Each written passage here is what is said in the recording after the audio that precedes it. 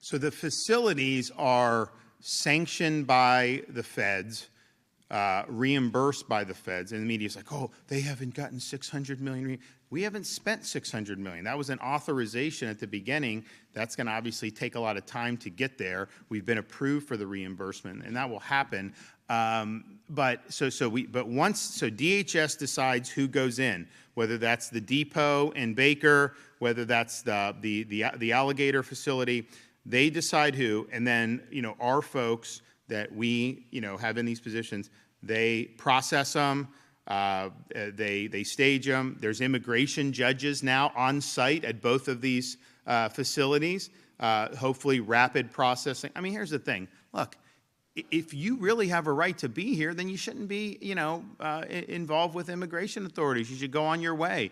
But, if you don't have a right to be here, we should, determine that quickly and finally, and then repatriate you to your home country. And so you're having that there. So they're in both of those facilities, and then DHS will then take from there. So they run flights out of the airport down at Alligator Alcatraz, which is right on site. That's one of the reasons why that facility was identified, because you literally just drive them a couple thousand feet, they go on a plane and gone. Baker County, we like that because it was a pre-existing facility. It didn't cost us a lot of money to stand it up.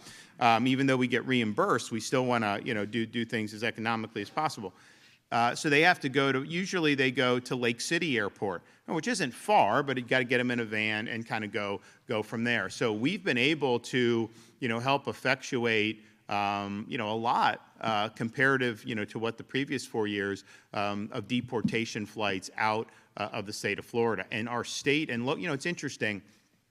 Remember, January of 2025, a few weeks before Donald Trump took office, I called a special session of the Florida legislature. Why? Because I said the American people want immigration solved.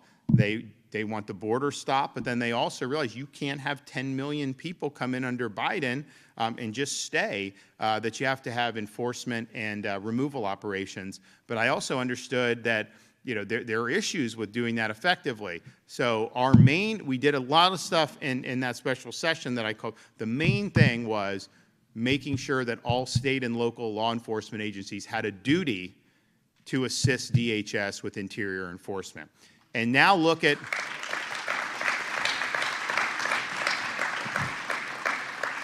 and a lot of people at the time, we had a little turbulence with the legislature, like all the voters who were keyed in on it were like, we need to do it, and so we did it. We got it done. I think the voters made themselves clear on that.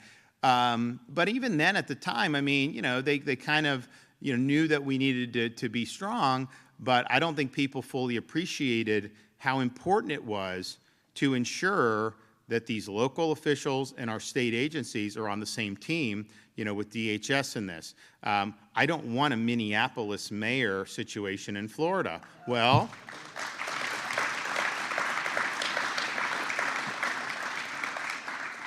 guess what? Because of that legislation that we insisted on, if you did have a situation where they were trying to, well, one, if they were even non-cooperative, refusing to cooperate, but if they try to sabotage especially, we have the ability to remove them from office, suspend them from their positions. And so there's real teeth into what we're doing. So we saw that would be. Now think about what's unfolded since then.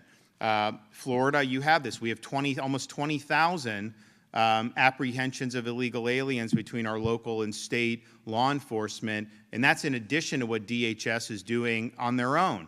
And so they probably have done twice that many just in the last pretty much 9 months is when this stuff really started to ramp up. But everyone knows their duties. Everyone knows they've got to cooperate. I understand some will be show a little more zeal in doing that than others, but you cannot not cooperate, and you definitely can't sabotage because there'll be consequences.